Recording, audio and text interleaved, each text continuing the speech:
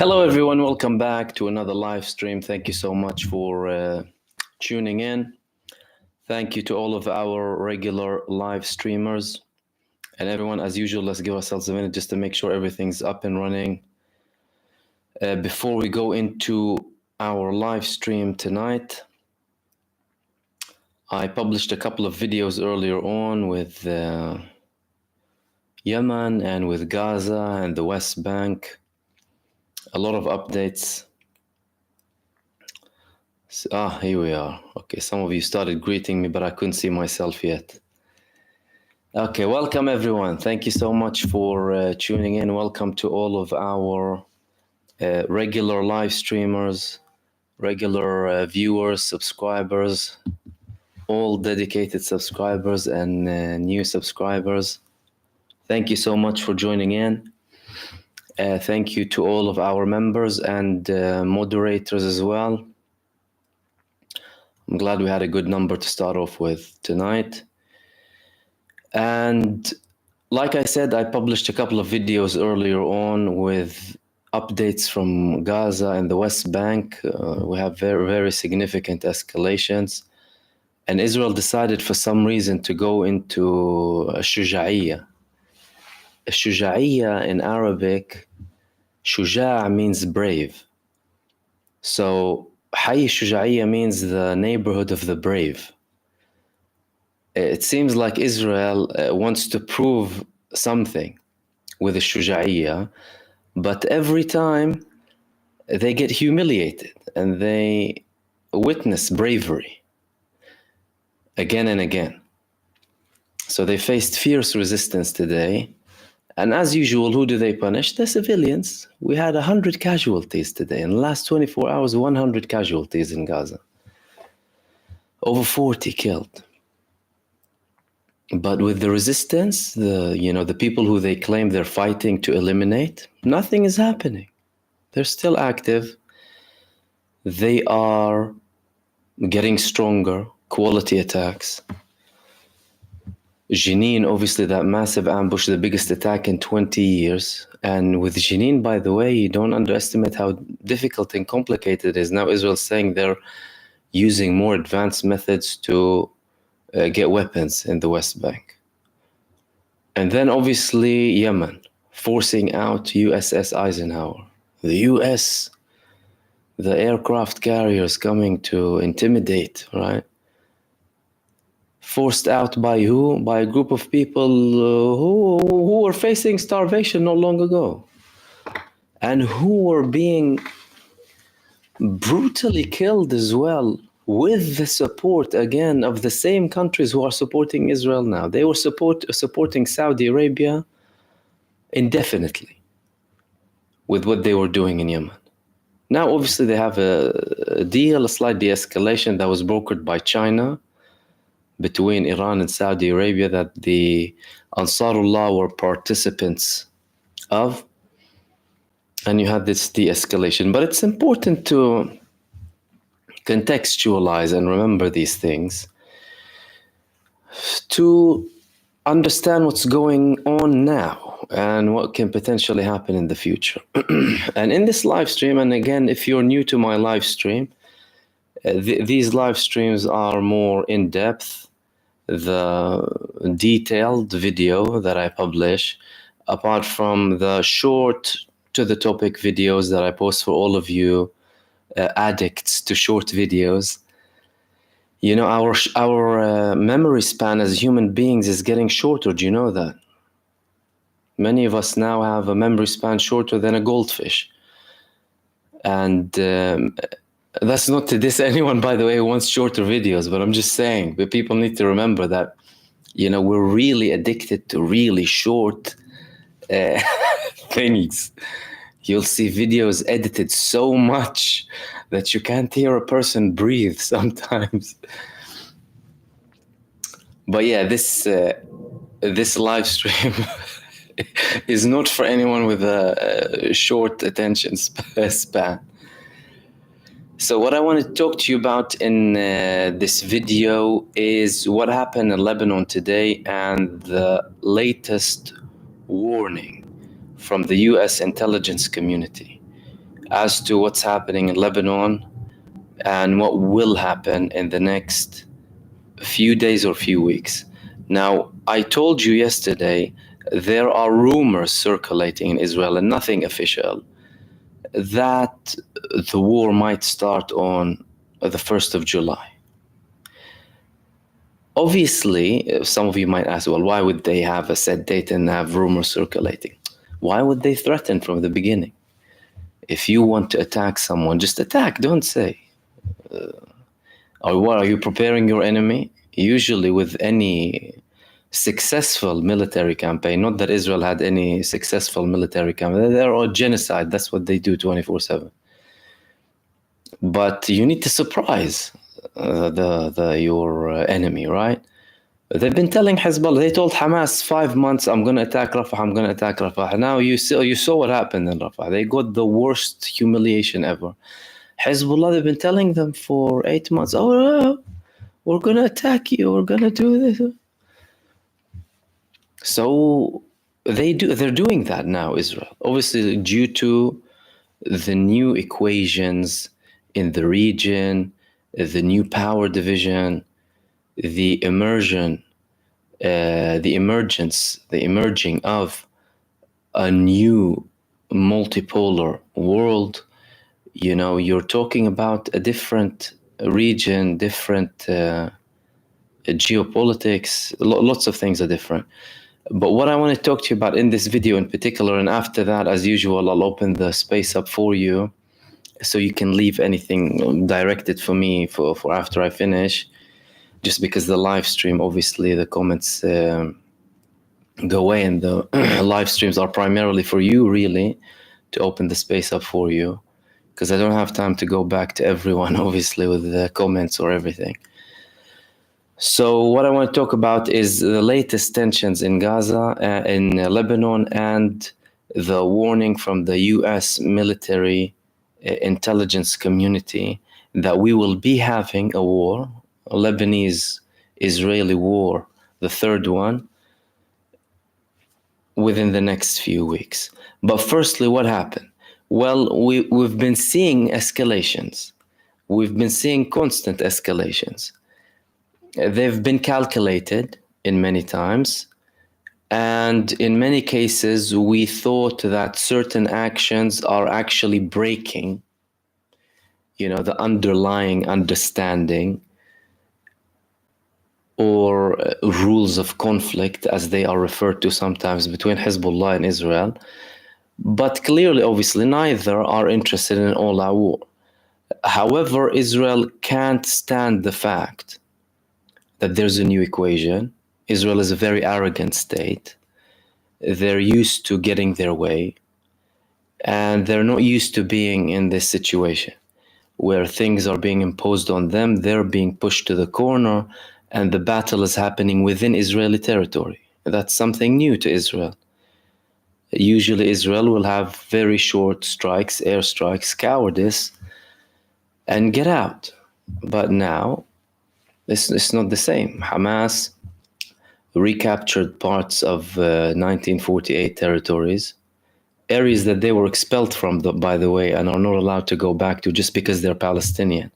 And Israel says Israel is for the Jewish people only. And with Hezbollah, Israel is busy inside of Israel. They tried to invade Lebanon twice, and they were met with immediate resistance.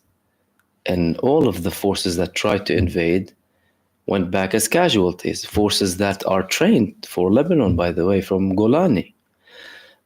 Now what's happening? Okay, before I get into the article. Firstly, Benjamin Netanyahu visited the north twice in 2 days. That's signaling something. Secondly, the forces that are being withdrawn from Gaza, or at least some of them, we know there's shortage, we know there's a crisis and all of that, but some of them, according to reports in Israel, are already in the north. In addition, these forces that Israel deployed to the north from Gaza, those who are willing to stay, they have been trained or are training on fighting in complex situations and in highly populated areas. We had a report, obviously, over a week ago that Israelis are training in Cyprus on geography that is similar to Lebanon.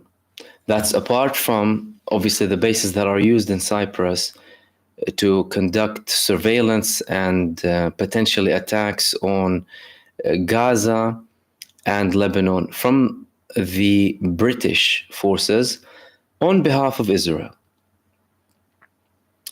So we have all of these developments. Israel attacked a power grid yesterday in a village called Taibi in South Lebanon. HIZBULLAH today carried out an intense attack on the main command unit of the air defense systems in the north with dozens of Katyusha missiles. And they also launched dozens of missiles on Safad, one of the key northern settlements of Israel. They targeted deliberately, most likely from what we're seeing, power grids in Safad. So you had, or Tzfat in Hebrew, so you had power outage for many hours. Are both sides giving a taster to what's gonna come? Maybe, but all that signals is escalation. There's more and more escalation. So clearly, regardless of what's happening behind closed doors, Hochstein clearly isn't doing his job. You're talking about a person who's representing Israel more than he is representing the United States. You know, that's the amazing thing, which is quite baffling. You know, some people go and act as mediators when they have Israel in mind more than the United States or the US people or anything. Now we have this warning that was published in Politico, the website Politico, about the intelligence community. Obviously, the US has more than a dozen strong intelligence agencies saying that the war is getting closer. And we had a date, not a date exactly, the time frame of weeks. The title was US Intel indicates war between Israel and Hezbollah inching closer. A large-scale confrontation between Israel and Hezbollah is likely to break out in the next several weeks if Jerusalem and Hamas fail to reach a ceasefire deal in Gaza, US intelligence indicates. See, and they're linking what's happening in Gaza to Lebanon. US officials are trying to convince both sides to de-escalate, a task that would be significantly easier with a ceasefire in place in Gaza. But that agreement is in tense negotiations and US officials are not confident Israel and Hamas will agree to the deal on the table in the near future. Meanwhile, the Israeli Defense Forces and Hezbollah have drafted battle plans and are in the process of trying to procure additional weapons, according to two senior US officials briefed on the intelligence. Both sides have publicly said they do not want to go to war, but senior Biden officials increasingly believe that intense fighting is likely to break out, despite efforts to try and prevent it. The risk is higher now than at any other point in recent weeks, according to another senior US official who, like others in this story, was granted anonymity to speak freely about sensitive intelligence. A war between Israel and Hezbollah could ignite a conflict that forces the US to help defend Jerusalem and pushes the Biden administration to engage more deeply in a region it has for years tried to leave. It also risks another humanitarian disaster, punching the aid community at a time when it is already stretched thin and trying to manage the crisis in Gaza. The US intelligence offers a slightly more conservative assessment than those coming from parts of Europe. Some European countries calculate that a war between Israel and Hezbollah could happen in days, Many have advised their citizens to leave Lebanon. Canada is also preparing to evacuate thousands from the country. The State Department on Thursday issued a travel advisory for U.S. citizens, urging them to, quote, strongly reconsider and, quote, travel to Lebanon. Two of the senior officials stressed that it was unclear when exactly the war could start, but noted that Israel is trying to rebuild its stockpiles and troop capacity quickly. Let me add something here before I continue. Israel, well, that's from reports coming to Israel, they had reportedly certain reserves only for Lebanon that they apparently haven't touched. Now, this report, according to this report, they're still short and trying to get more. But according to Israel, they already have what they need to conduct an attack in Lebanon. They continued. National Security Council spokesperson Adrienne Watson said the administration is working toward a diplomatic resolution that would allow Israeli and Lebanese citizens to return to their homes. Quote, we also continue efforts to secure a deal that would lead to durable end to the war in Gaza, she said. A ceasefire and hostage deal in Gaza will accelerate the possibility of progress, including lasting security and calm along Israel's northern border with Lebanon. The deal is now with Hamas. The decision is in Hamas's hands. That's what she said. The Biden administration has for weeks tried to persuade both sides against going to war. Top U.S. officials, including Amos Hochstein, envoy to the Middle East, have traveled to the region in recent days to try and restore calm. And again, another note here. Nabi Berri, the head of the Lebanese parliament, who is also the leader of the Amal movement that is very closely aligned with Hizbullah, and who is unofficially the person talking to Hochstein and mediators on behalf of Hezbollah, he said he hasn't heard back from Hochstein. He came and he spoke with him, and they agreed that he would get back to him, and he didn't even get back. Look how unprofessional they are in the Biden administration. They're not even getting back to them. They continued. These are last couple of bits here, and then I'll open up the space up for you. Despite those efforts, senior Biden officials have said that the escalating tensions on Israel's border and the lack of any significant movement in ceasefire negotiations are trending towards war. Quote, the logic of Nasrallah is that it is all tied to Gaza. And until there is a ceasefire in Gaza, the firing at Israel won't stop, a senior Biden administration official told reporters on Wednesday. Quote, we frankly completely reject this logic. Who's asking you about your logic? Do you have any logic? You're supporting a genocidal state. You're committing genocide in the Middle East. What kind of logic do you have? Is it logical to support a criminal entity then? U.S. U.S. officials told Politico intelligence indicates that catalyst for war, a major attack by either side, for example, is likely to happen with little notice. Israel Defense Minister Yoav Gallant, who visited Washington this week, told reporters on Wednesday that Israel does not want war. He added, the goal is to bring our citizens back home safely. We prefer to do it via understandings, but we are preparing for every possible scenario. What they're doing isn't hinting, and they ended there. And I'll open up the space up for you, but let me just give you a couple of more details. They are not taking steps to de-escalate. As a matter of fact, everything can be finished if they reach a deal. Hamas already told you, and the Palestinian resistance, based on the needs of the Palestinian people, there's a consensus amongst all of the Palestinian movements in Gaza about the ceasefire. Details, by the way. But some people still portray it as Hamas. No, it's not Hamas, not just Hamas. It's all of the groups. Their conditions to the ceasefire ending the war completely, withdrawing from all parts of Gaza, allowing all aid in, allowing everyone back to where they were and where they want to go freely, and rebuilding Gaza. These are not only Hamas demands. This is something that there's a consensus around from all of the Palestinian groups.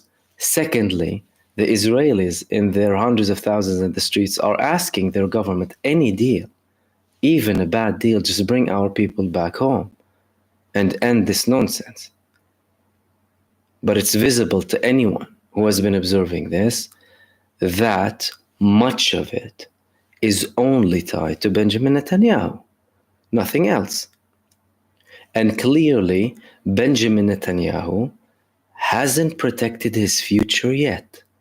If Benjamin Netanyahu protects his future, he will get it. He'll have a deal tomorrow. Don't be surprised if, by the way, Benjamin Netanyahu has the capacity to have direct talks with Hamas, by the way. For those of you who don't know him, the man will do anything that serves him, but so long as it serves him. And what he's looking for now is the day after and him staying in his position. There are already talks about delaying elections, not having obviously elections, and potentially having more emergency measures and laws. We already had many draconian laws in Israel in the past 8 months. They're obviously in a state of emergency anyway, so they can do whatever they want to do. They've been trying to take over the Supreme Court from before, and they are undermining anything to do with the Supreme Court anyway, especially with the recent ruling that the Haridim should be enlisted, conscription should happen with the Orthodox community, and Netanyahu is still delaying it. So stop that. You will stop the attacks from Yemen, but Yemen also said lift the siege. So if we have a full ceasefire and you lift the siege, no attacks from Iraq, no attacks from HIZBULLAH, and you get the Israelis who were kidnapped back to their families who have been protesting for so long. But he doesn't want to do that. Why? Because he's only looking at himself. Benjamin Netanyahu is looking at Benjamin Netanyahu. No one else. And this attitude, again, is due to the the century of enabling from Western powers to this genocidal supremacist apartheid state. Instead of them reviewing what they do, the US, the UK, EU states, NATO, some NATO members too, their approach with Israel and actually viewing it for what it is. It's a liability, it's a war criminal state, it's a pariah state, it's a genocidal state. It's committing one of the worst atrocities in history and stopping it, right? No, they enable this type of attitude. Why? Because they share the same views, by the way. That's why.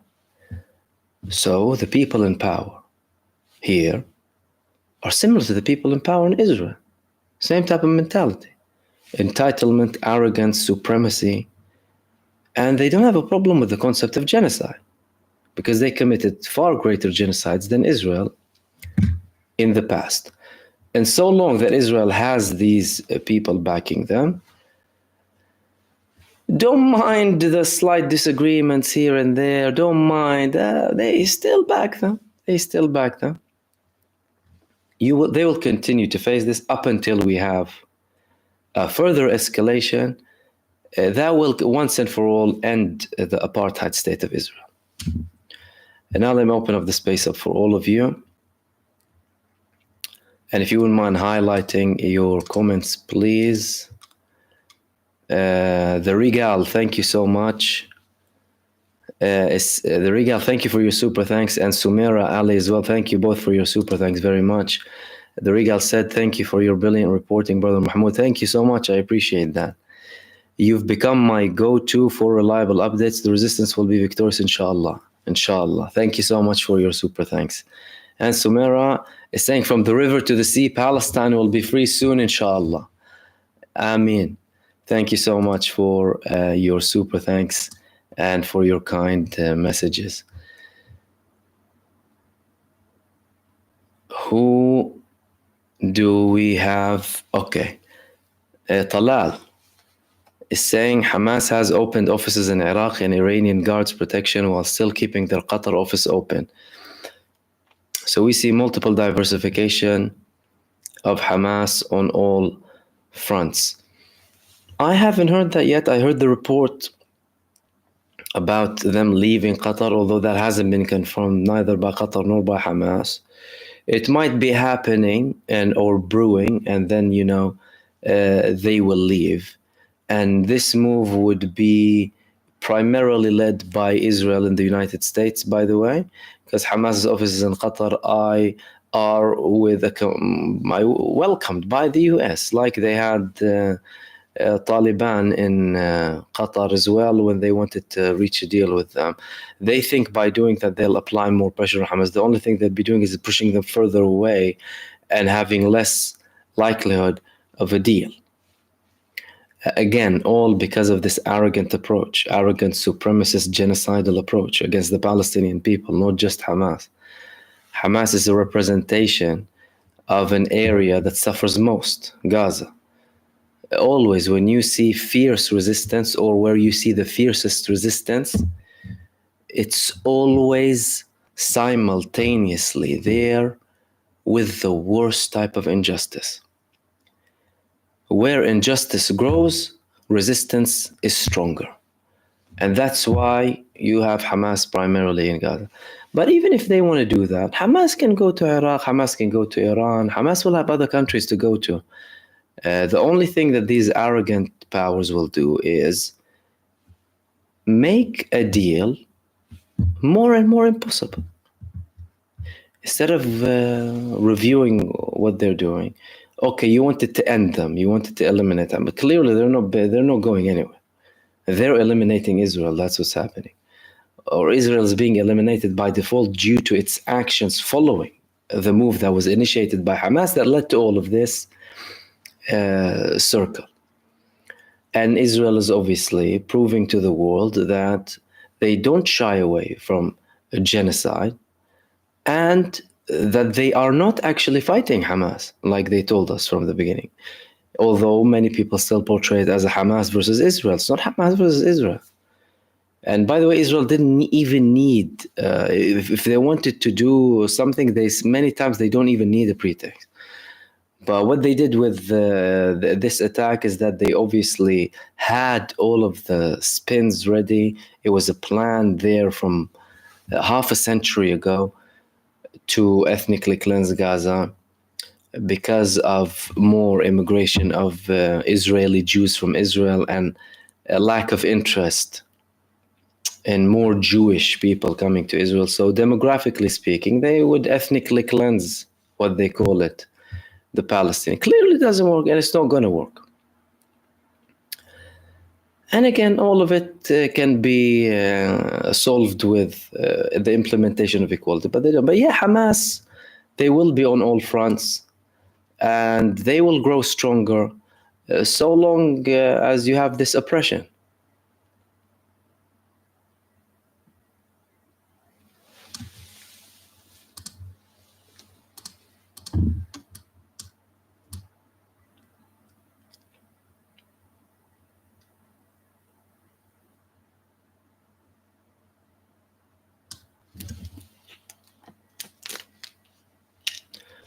These wild times, that's a very interesting comment.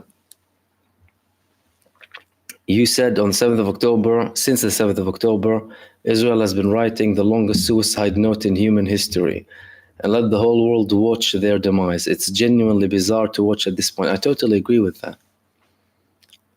Because listen, they were in a lose-lose situation anyway, but the other option of conceding and trying to reach a deal from the beginning instead of going to Gaza to sink in Gaza, which is what they've done, would have bought them more time.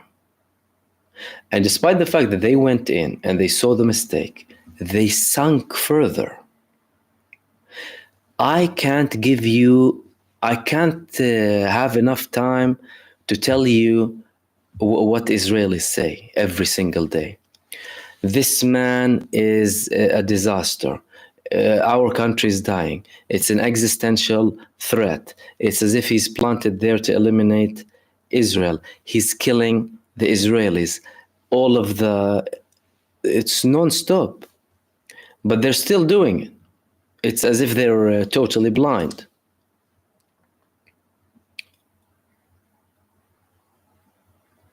And Regal, thank you again for your super thanks. He said their overhyped iron calendar can't protect them against the resistance. No. And today, Hezbollah, they attacked their main command unit for air defense systems, not the command base of Mount Meron. The other one that deals with the anti-missile systems.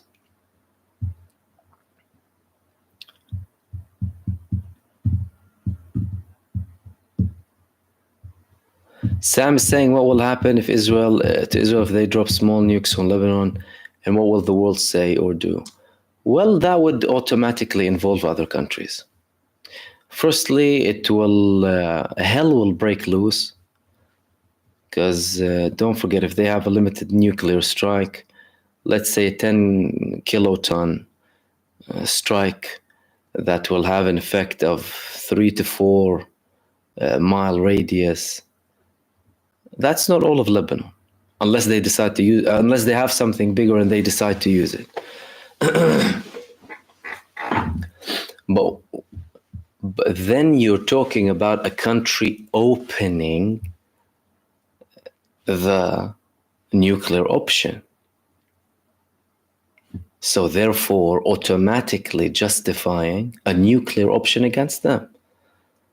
Then someone might drop a massive nuclear bomb on Israel and then get the story over and done with. And you don't know who has nuclear weapons, by the way. With the collapse of the Soviet Union, nuclear weapons were being sold. They were being sold, and Israel was very wary of that, by the way. One of the biggest markets was in South Africa, and there were many assassinations happening. Reportedly, Saudi Arabia brought nuclears. Iran might already have had nuclears from back then. Other countries, who knows who has nuclear weapons?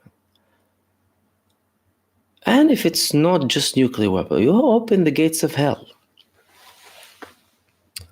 And Russia's just next to you in Syria, just a couple of miles. So it will open the gates of hell. It will definitely open the gates of hell.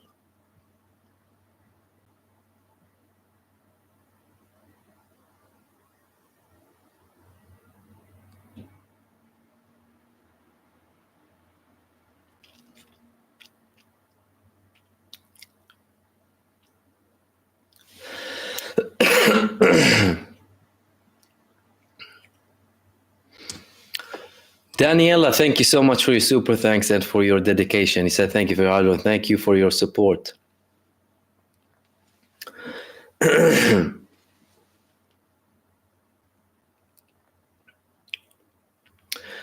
Kyle saying, what will happen with the ruling about the ultra-Orthodox? Is Bibi's government going to fight? What will be the societal ramifications? Well, the government does what it always does, by the way, which is delay. Benjamin Netanyahu will find any leeway to continue because you need enforcement, obviously, when it comes to the court. Although the court order, by the way, is final and without dispute, you have no option to do anything with it. Why? Because all 9 justices approved it.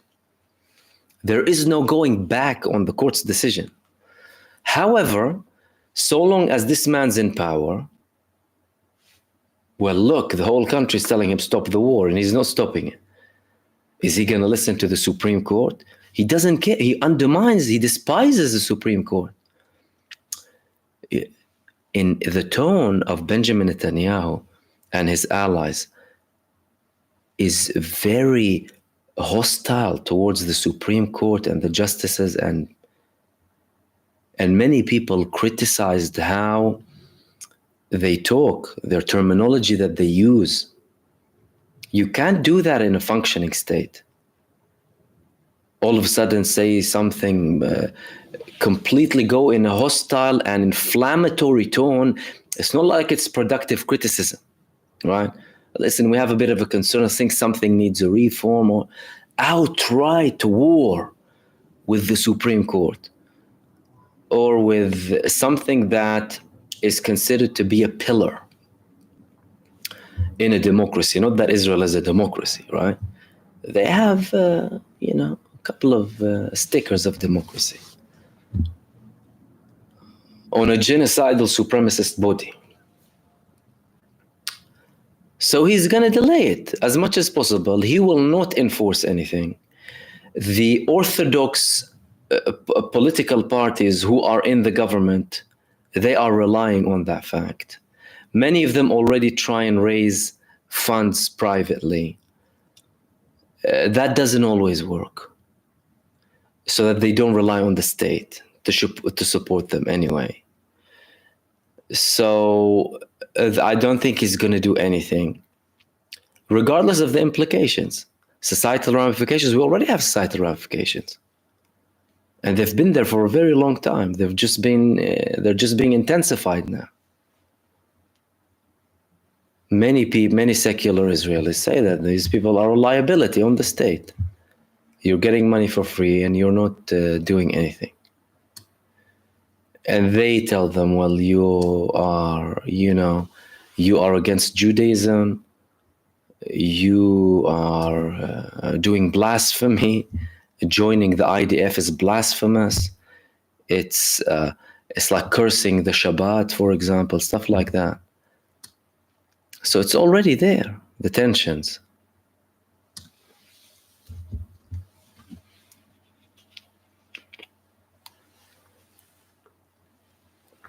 Uncanny Mountain is saying Hamas baited the perfect trap and destroyed their entire army. It's simply unprecedented in military history.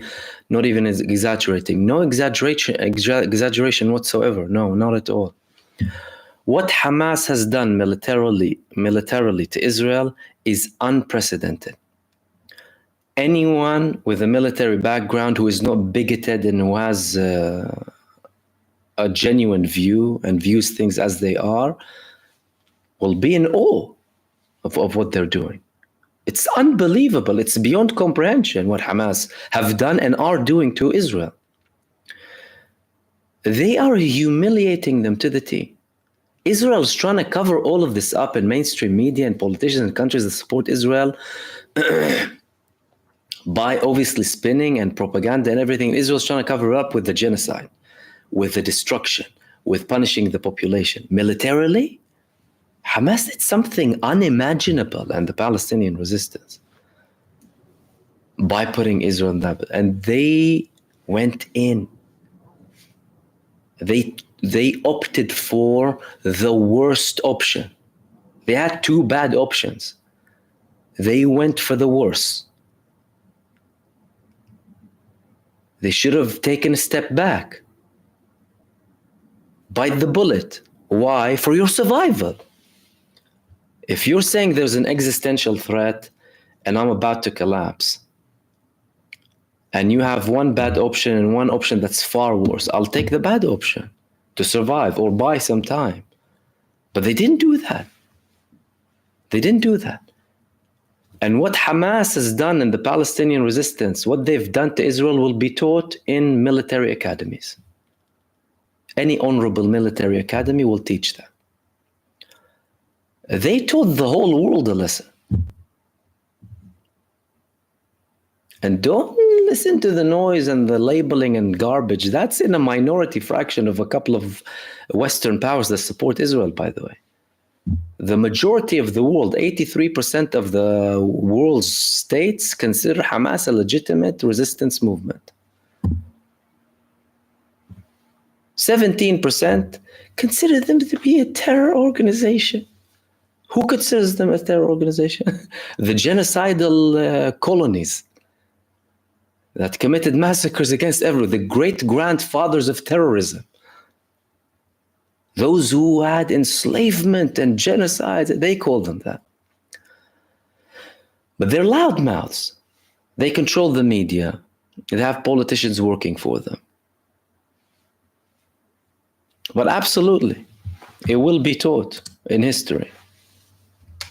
Chocolate Pudding, thank you so much for your super thanks. You said, will a civil war cause more violence towards Palestinians? See you all in Lebanon this summer.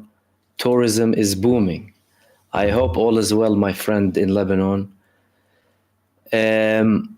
Not necessarily, no.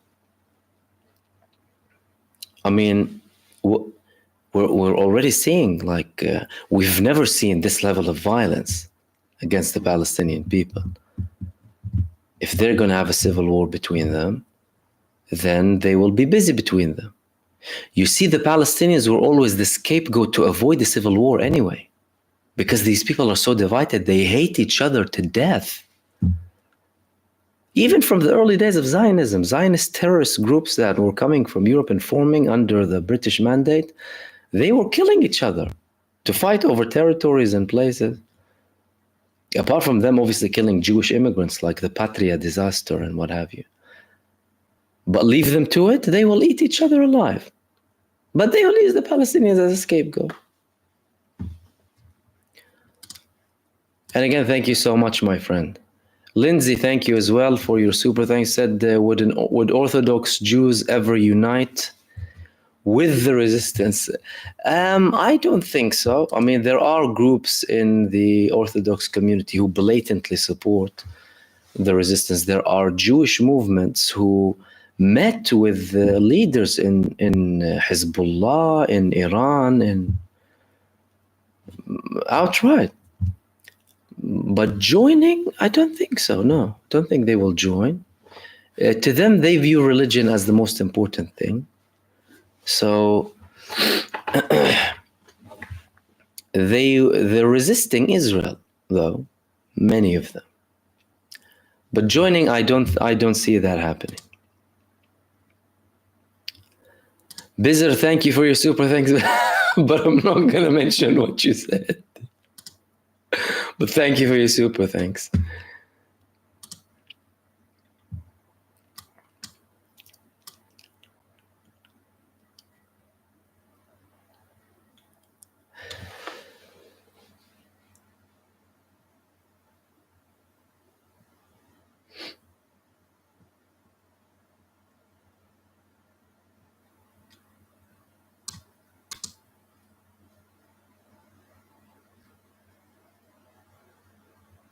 And Regal as well, thank you. You're saying the wealthy Zios use the poor Zionist as cannon fodder. They use the fanatical settlers as human shields. This is what it's like globally. Israel is a very ugly example, exceptionally ugly. Not that the other examples are beautiful, but Israel is the most extreme and ugliest representation of this brainwashing, indoctrination based on hate, to use people as cannon fodder. And many people in Israel use that term in Hebrew. But that happens in the US very heavily. That happens in other NATO countries. That's happening with all of this proxy war in Ukraine. Aren't these people cannon fodder for American interests, telling them go and fight for the safety of Ukraine? Imagine the hypocrisy. They're generating this artificial sympathy just because they have a problem with Russia. It's primarily because the USA wants to control Russia, by the way. Otherwise, they wouldn't be interested in anyone. But they'll use people as cannon fodder there. As a matter of fact, they would allow groups like Al-Qaeda to fight there. So go and ask the US and the UK and NATO, would you accept a group like Al-Qaeda, for example, or ISIS fighting with Ukraine? They would. Why not? Because they used to support them when they were fighting the Soviets in Afghanistan. They were God's people, and they will support them fighting in Ukraine, but not in Palestine. No, in Palestine, that's terror. All a bunch of garbage. Any person with a sound mind, functioning brain, really, a bit of a moral compass will realize this. They will obviously try and hide it up until Judgment Day, but it's not going to work. And when it all collapses, they'll look back at history and tell you, I didn't mean to, I don't think we did support them. As a matter of fact, it's as if people have dementia now. Some politicians deny what they were saying 8 months ago, when they were supporting the starvation and banning water and cutting off aid and fuel off hospitals in Gaza. Oh no, I did not say that. Tomorrow they'll deny supporting Israel. And again, thank you so much for your super thanks. Let's see where we are in terms of the live.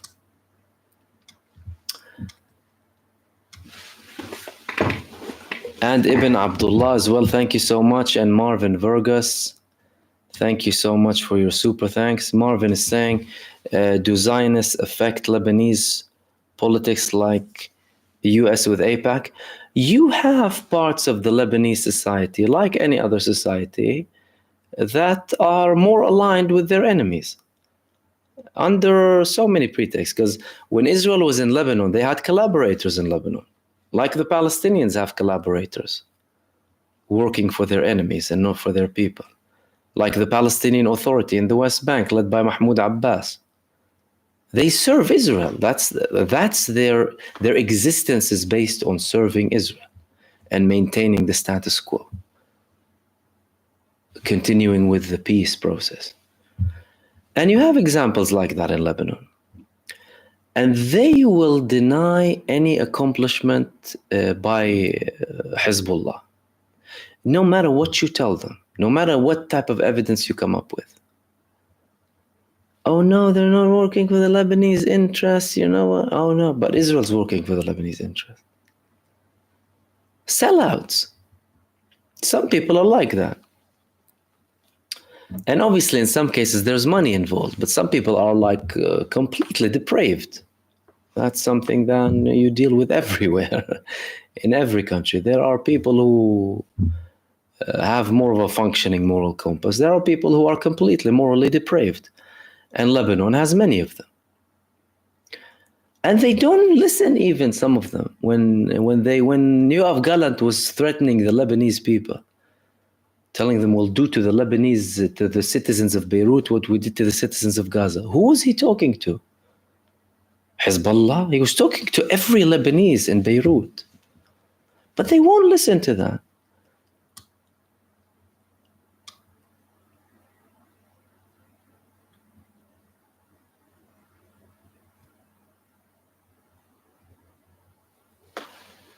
Ibn Abdullah saying, what's the Lebanese army's position? And thank you for your super, by the way.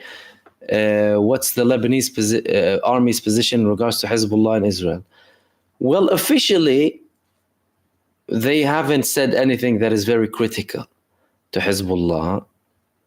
They're changing their views with time.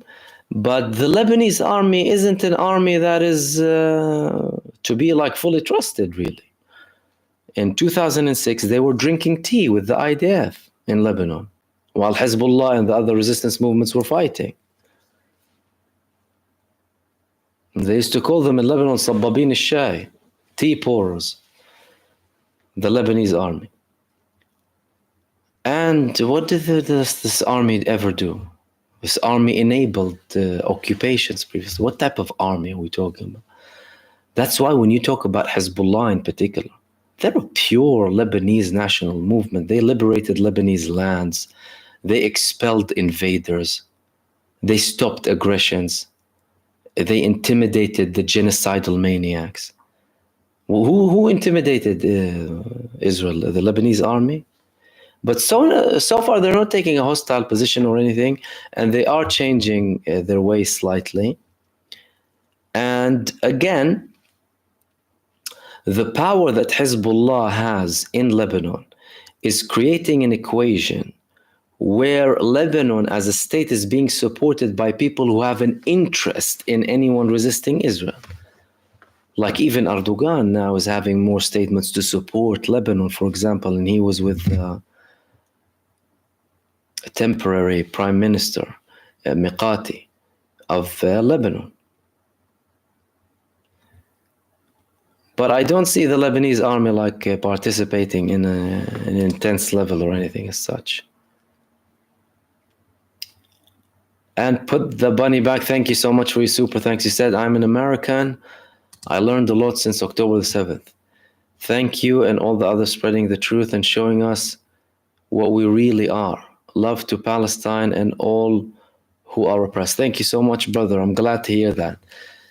And I totally get that type of feedback as well from many in the US, by the way. And it's interesting because many people in the US have the fiercest type of resistance to what's happening from people who I communicate with, from things that I see. Like yourself, they contact me as well, and they, we have chats sometimes. And it's because of the US complicity primarily, by the way. It's because the US spun everything so much and told you white is black and black is white, and, we're spreading democracy along the world. But it's really heartwarming to see, many people, more people speaking up, obviously, and obviously enjoying my content. Thank you so much. I'm really glad to hear that. And again, thank you so much for your super thanks and support.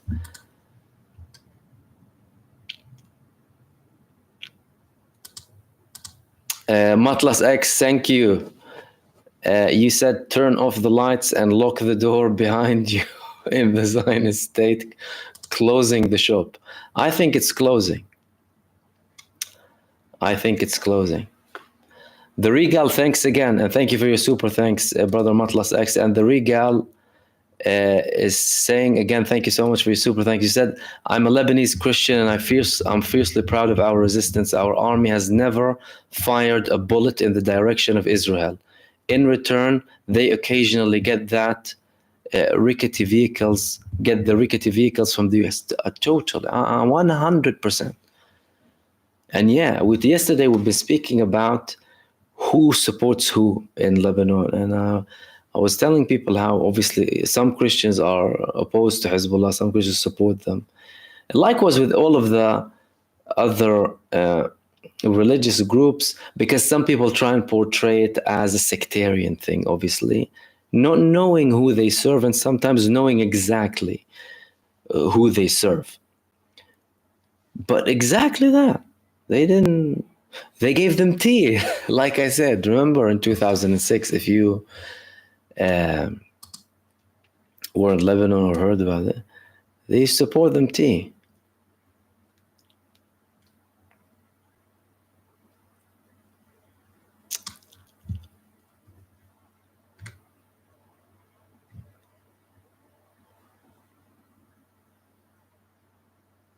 And Marvin is asking a review of the Abraham Accords. Is it dead? Can it be revived? The Abraham Accords worked with whoever it worked with.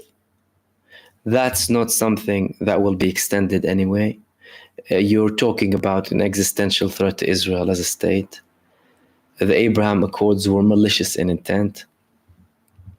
From the time that they were being promoted by people who call themselves intellectuals, they're pseudo-intellectuals in the West, trying to push for them without knowing anything and pushing for people like Benjamin. I was criticizing them at the time. But they're still there with the countries who are participants, but that's not something that we're going to see expand, by the way. Not at all. Gully Berg, thank you so much for your super thanks and for your membership, my friend.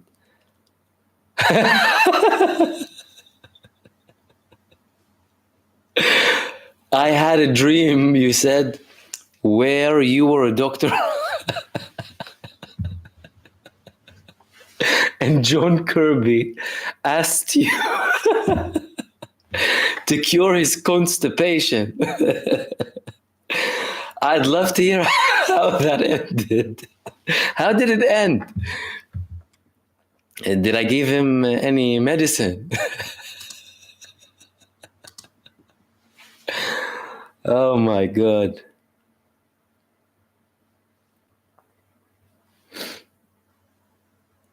And chocolate pudding as well. Thank you for your super. Thank you. Said, sorry, Mahmoud, I forgot to ask, have you what Loki's organization is doing? Lebanese Christian here too. We stand with the oppressed against evil. I'm not sure which organization you're talking about exactly. Sorry about that. News organization, or if you wouldn't mind sending me another comment down there. I hope I don't miss it because the chat keeps going back up quickly. Sam is saying, do you think Israel will use the Samson option if they start to lose it all? So long as it protects the elites of Israel, they will kill the population. They're already killing the population anyway. They're already using the Hannibal Directive against Israelis.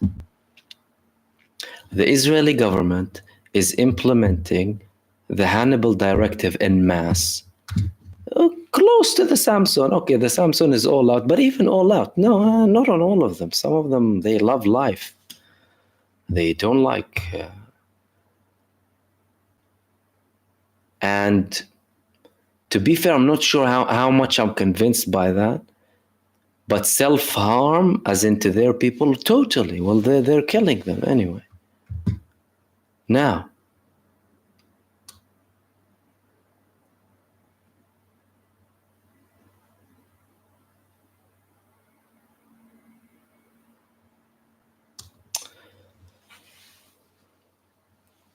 Marvin Verg is saying, in a war situation, you think Lebanese army would stand down against Israel or be at risk of Hezbollah and Hamas? Should Lebanese army be removed by Hezbollah?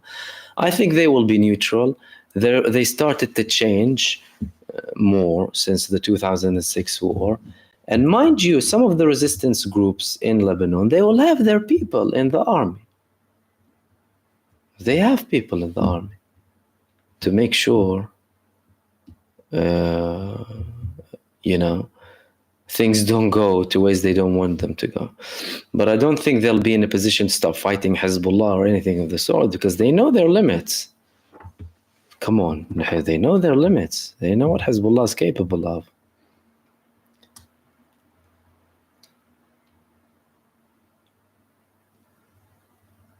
But again, it's not like they're taking a hostile position, by the way. Some people are trying to push Lebanon for the government to take a more hostile position, or a hostile position to Hezbollah. But any person with a sound mind in the Lebanese government will realize that what Hezbollah is doing is very calculated. Fact of the matter is, they've been doing this for 9 months now, and they haven't attracted this grand strike back on them. And they're doing it from an obligation to also intimidate Israel. What do you think Israel will stop with Gaza? They still occupy Lebanese territories, Israel. But people don't forget. It's like people forgot that when they talk about it. Israel occupies certain Lebanese territories. They liberated most of Lebanon, the resistance in Lebanon. But Israel still occupies areas. And they're a reckless state. And people should stand up against them.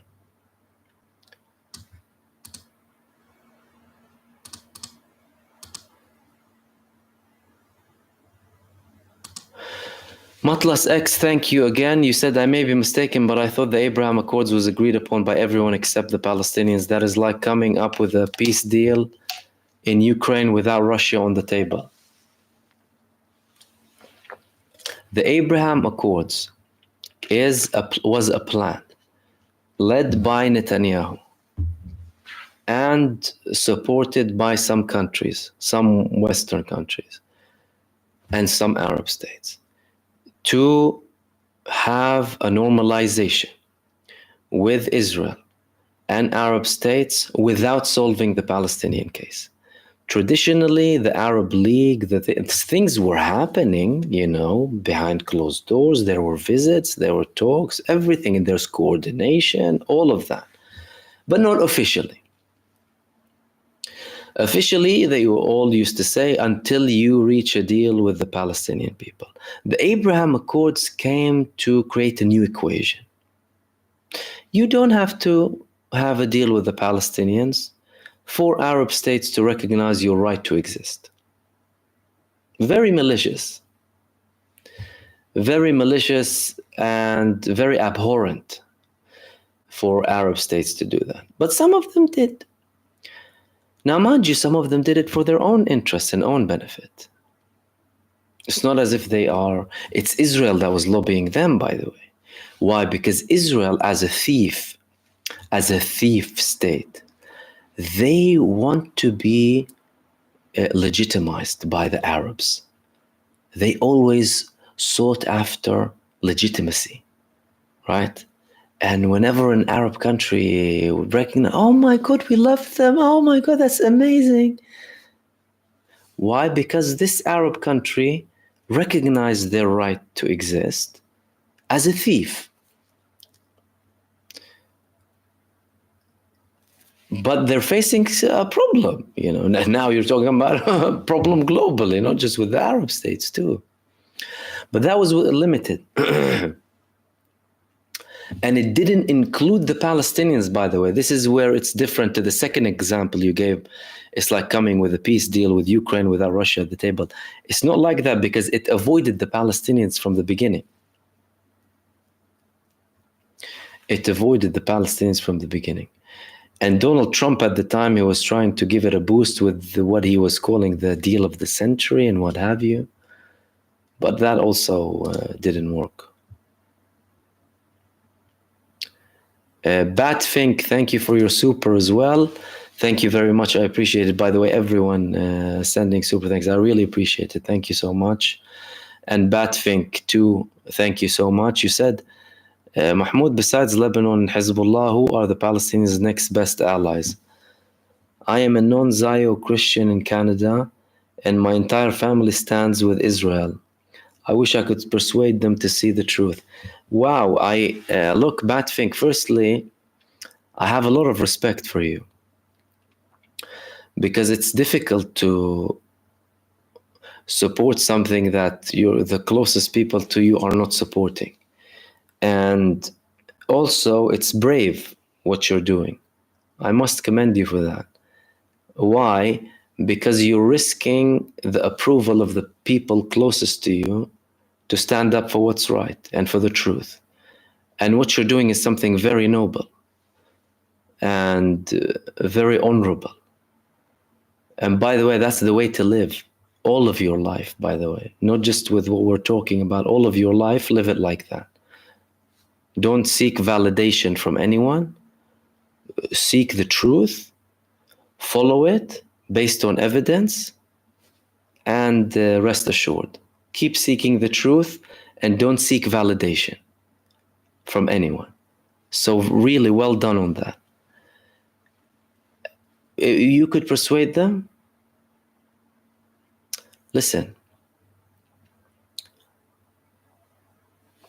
if people have it in their heads to do something or believe in a certain thing, you can pile up all of the evidence in the world and give it to them and they won't believe.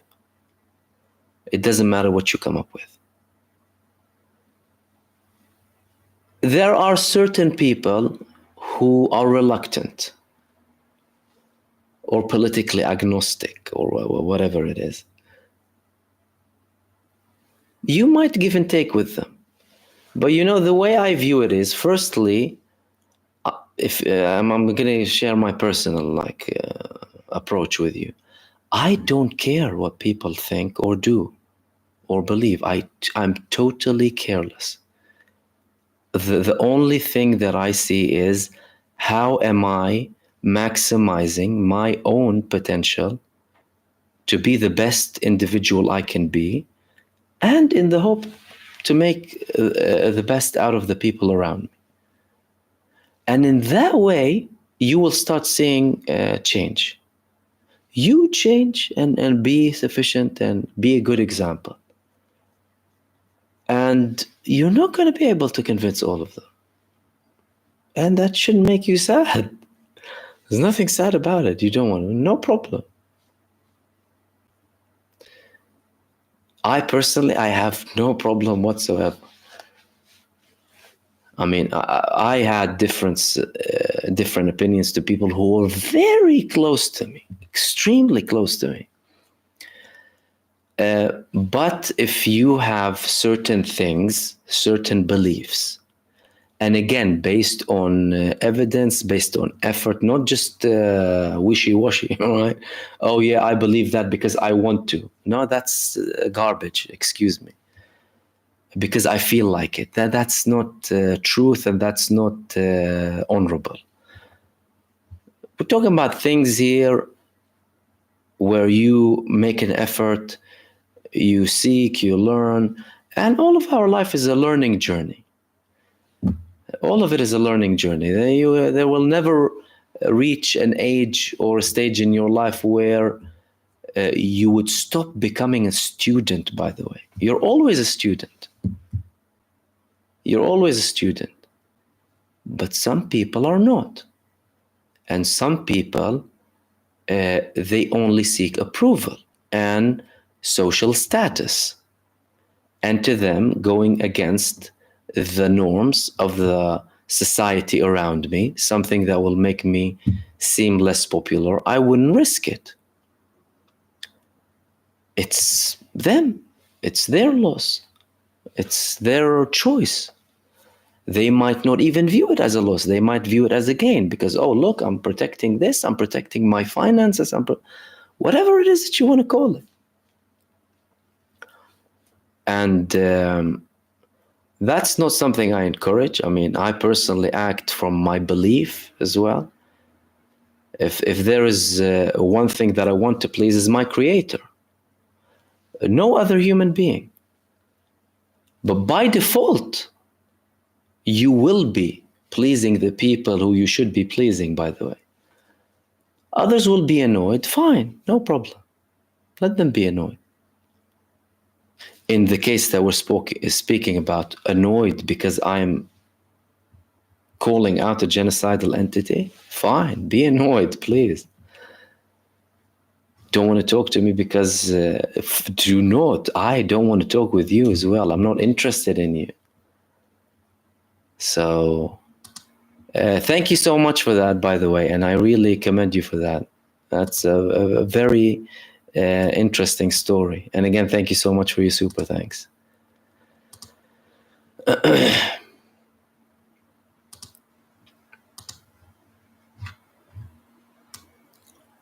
And let's see where we reached.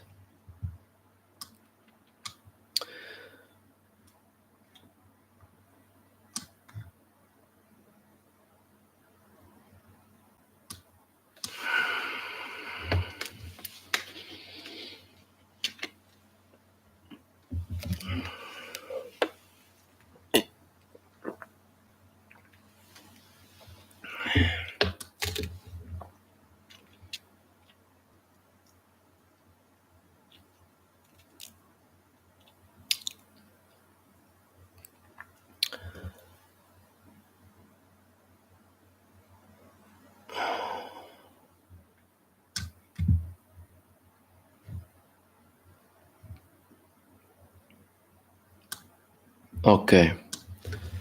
It looks like that was the last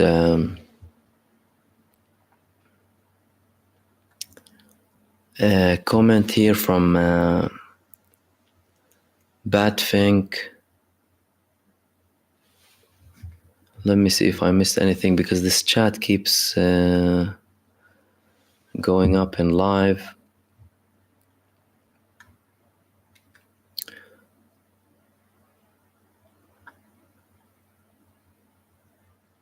Marcus saying, what happens if Israel attack another Iranian base? Don't you think time will not be 10 days warning? Israel will do anything, drag the US into this conflict. Listen, Iran set a new equation, and Israel is intimidated. The US made it very clear to Israel that we will not be participating. If you have a situation, let's read it out as it is, okay? If you have a situation where it's getting hotter, let's take this down. Let's use this as a fan now. If you have a situation where you have a country that is facing an existential threat and its biggest ally is telling it, I'm not supporting you now, when will they support them? When will they support them? I don't think they will support them, because it doesn't matter how much they love this genocidal state, they have other interests. They worship money more than they worship the Zionists to make it easier for you. If the bigger interests are hit, then what can I do? And again, this came at a time where you're seeing more and more shift away from the Middle East by the US.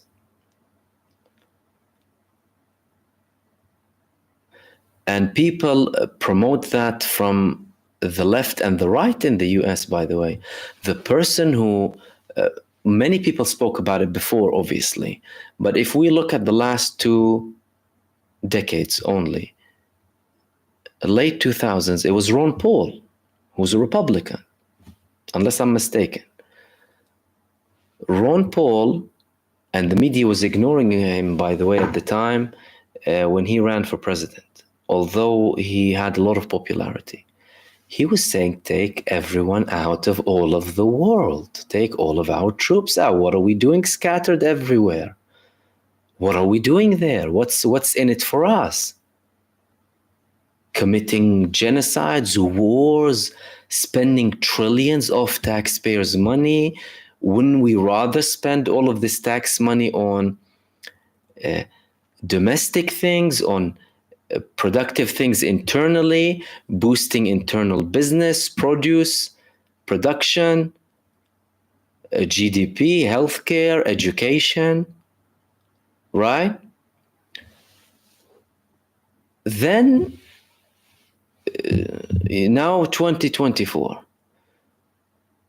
if this happened 2-3 decades ago, the US would have had a different position. Also, because the other countries were weaker too. Let's not forget that. Because power plays a big part. Everyone opposing the US and Israel are now stronger. As a matter of fact, you know something? Israel, before this war, they were reducing their ground army. They're reducing the numbers. From an idea that, ground battles, the days are ending. And they took a decent number off.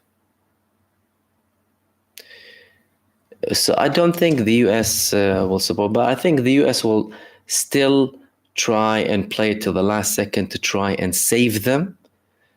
But it looks like Israel is not interested to save itself by the actions of Benjamin Netanyahu. Herc Owen, thank you for your super. You said, what about tactical nukes? Do you think the Radwan unit can handle it? Look, they are prepared. They have tunnels. They have hundreds of kilometers of tunnels. they have everything they need under the tunnels. If catastrophe happens over the ground, you will still have people fighting. You will still have a lot of capability.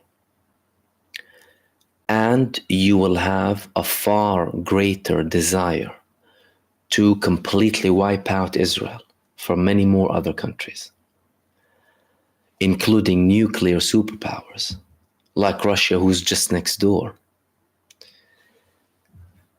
So Israel has been barking a lot.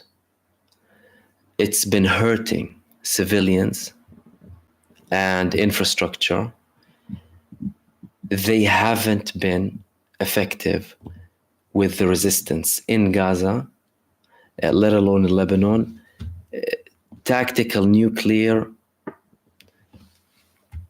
it could be on the table. It could be on the table. But there are far, far bigger calculations. If the US is so hesitant now, just from an escalation, imagine how hesitant they would be with nuclear. But Radwan can survive it, and other forces, they can definitely survive it, by the way. Marvin Vergus is asking, if Trump gets in, do you think he'll back Israel? 100%. Trump is a narcissist who cares about himself. He got, like you said, 100 mil from Miriam Adelson. Same people who support Bibi Netanyahu. Sheldon Adelson, him and Bibi are like that. And now the wife of the late Sheldon Adelson is giving Trump 100 mil. Of course. Look at who funds them. We play for the same people. That's the thing. And don't forget that some Democrats were lobbying to get this funding from the Adelsons.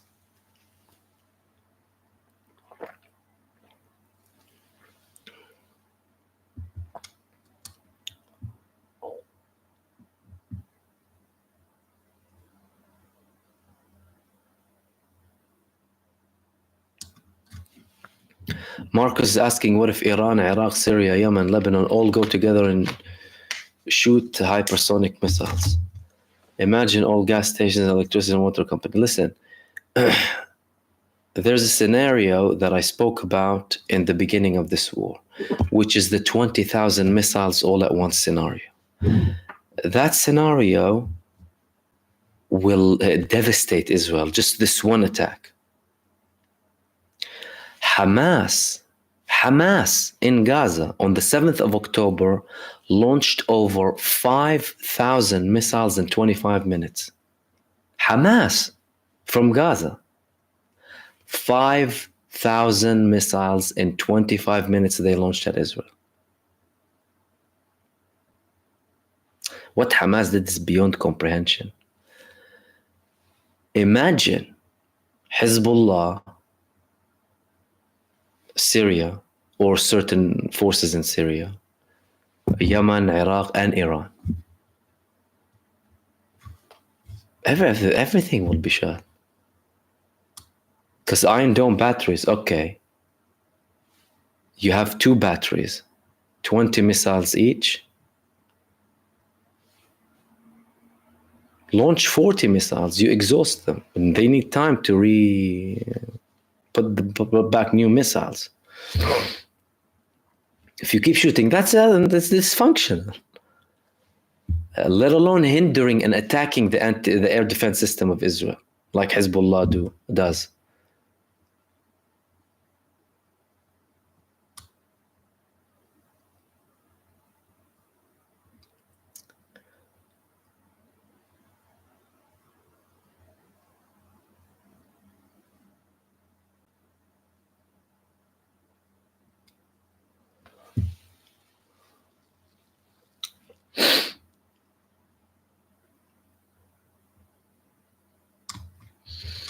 Let's see. It looks like that was the last one. Yes. Okay, we'll wrap it up there then, guys. Okay, thank you so much, everyone, for joining in for this live stream. I know to some people it might be a little bit late. To me, to be fair, it's late. I do things in the morning and in the night, by the way, and I don't sleep a lot. But I factor in my live streams, by the way, just when it's suitable and when I can do them and when I can spend this time with you, by the way. And I also factor in the fact that people listen to me from many parts of the world, and most of the people from one specific location. The biggest number of people who listen to me from one country is the United States. And I factor in all of that. Obviously, to some people it's dawn, to some people it's morning, to some people it's afternoon. So I know it's sometimes not suitable for everyone, and I apologize for that in advance. But just to let you know, I do them when I think I can deliver, basically. If at any point in the future I can do them earlier on, we can obviously trial that out. Apart from that, thank you so much for joining me, everyone. Really special thanks for all of you. A special thanks for everyone who sent super thanks. I really appreciate your support, and it's very helpful for my work. It gives me more ability to be more productive and produce more content as well for you.